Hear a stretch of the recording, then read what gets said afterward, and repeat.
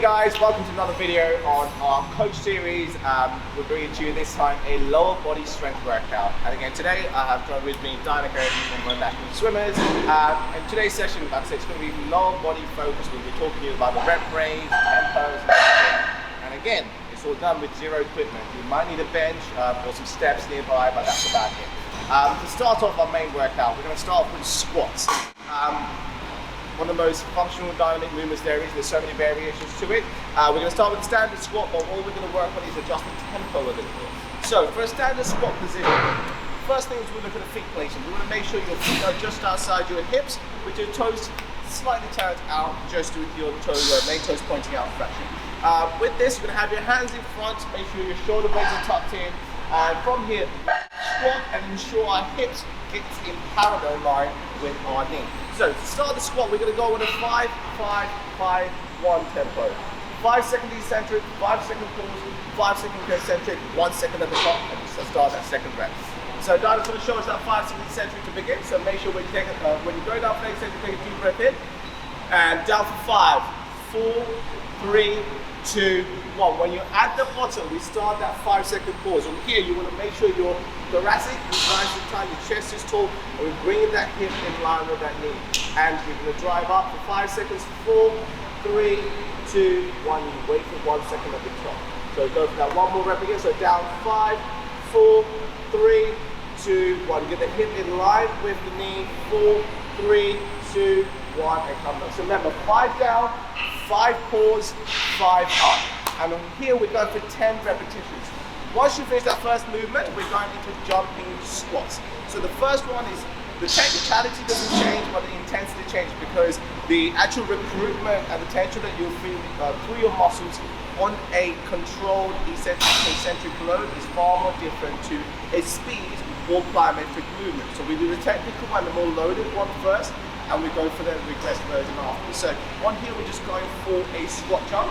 With this, we're going to utilize our hands. So remember, you're going down with your hands in front. As you jump up, you're going to kick those hands back like so and bring them together. So Darling's about shows your feet placement is exactly the same as we did on the previous workout. So here the tempo, no tempo whatsoever. You're working by loading through those knees, absorbing the shock of that jump through each rep and powering up from the bottom up. So Darling's going to show us. So he's going to go down for that squat, jump up nice and high, kick those arms back, catch yourself at the bottom of the squat when you land, so you absorb through your knees, ankles, and your hips, just like so. And then here again, and he's up there. We're going to go for 10 reps. So remember, on the tempo controlled one, we've got 10 reps.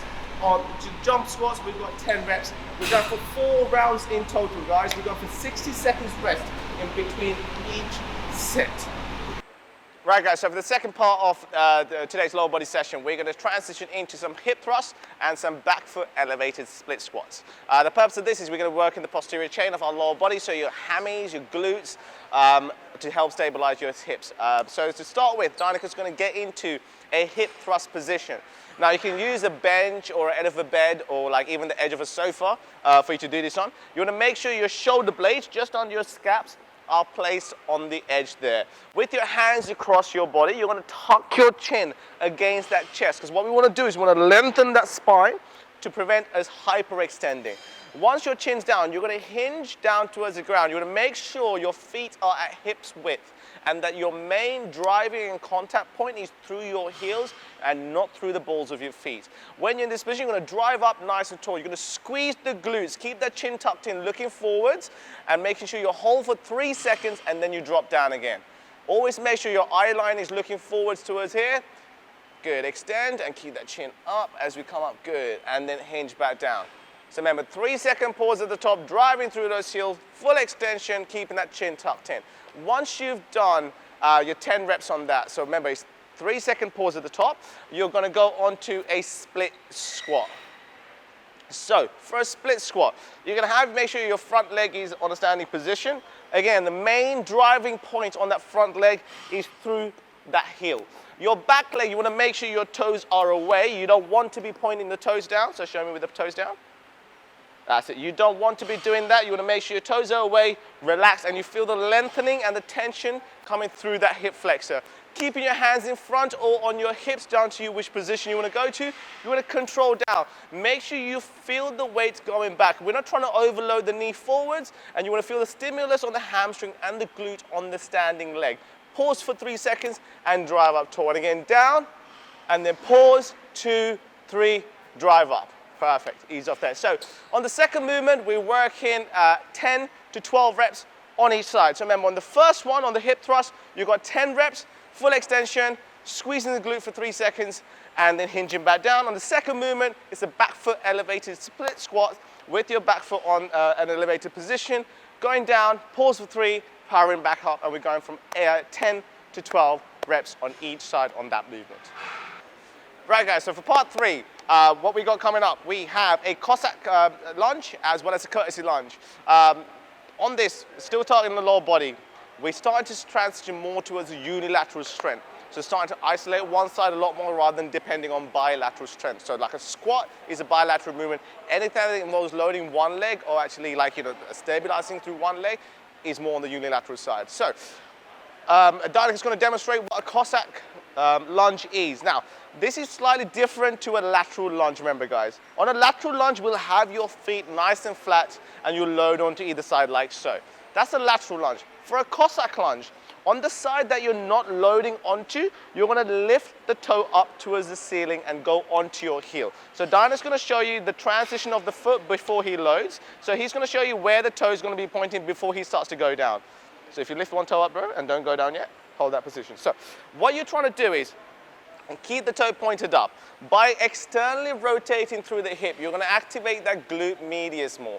But also because you're driving the weight through the heel. So Danik's going to show you, as you load that right leg, all the tension on the hamstring on this left side is increased simply because of the placement of our heel.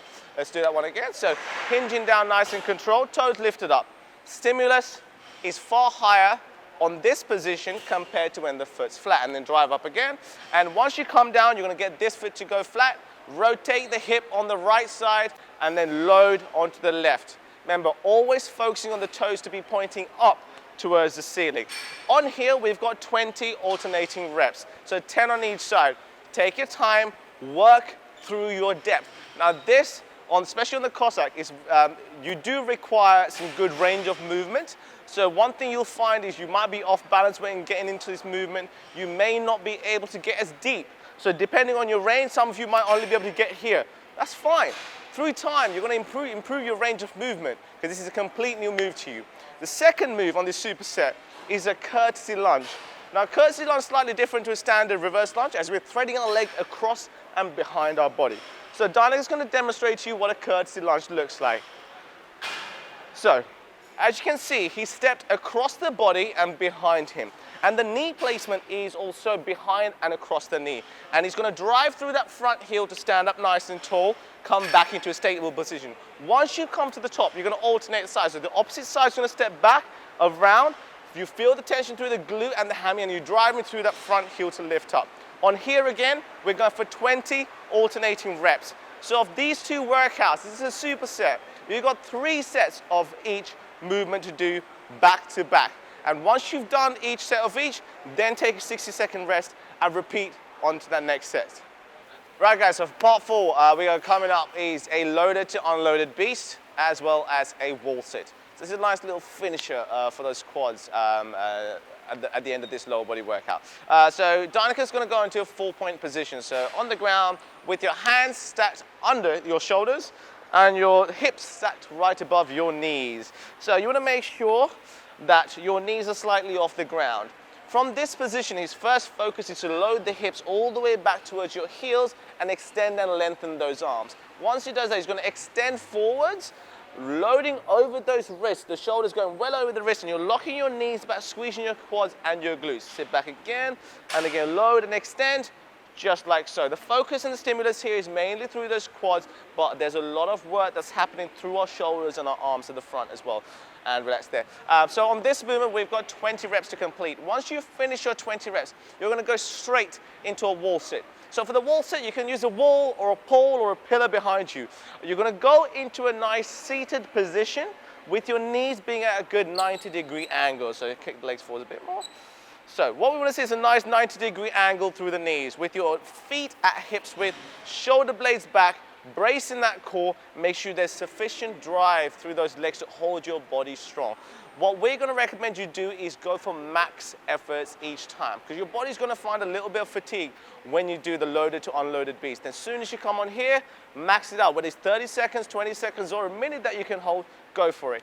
And ease off there. As soon as you finish those two movements, remember guys, you're going for a 60-second rest. So you go do those back-to-back, 60-second rest, and we're gonna go for 4 sets in total to finish off. So remember, this full lower body workout that we've done is incorporating bilateral strength, working with 2 legs, unilateral strength, and also some movements that will highlight your weaknesses as well as your imbalances and tightnesses you'll have within your body. Especially on that Cossack lunge, if you found your hips and your hamstrings to be quite tight, go check out the recovery video. Make sure, like I've always said, you need to make sure that you have an effective warm-up before you start these workouts, which we have a video available for you guys, as well as an effective recovery session, nice cool down, a good stretch to make sure you recover optimally ready for your next session. Thanks again guys for joining us. We'll see you in the next video.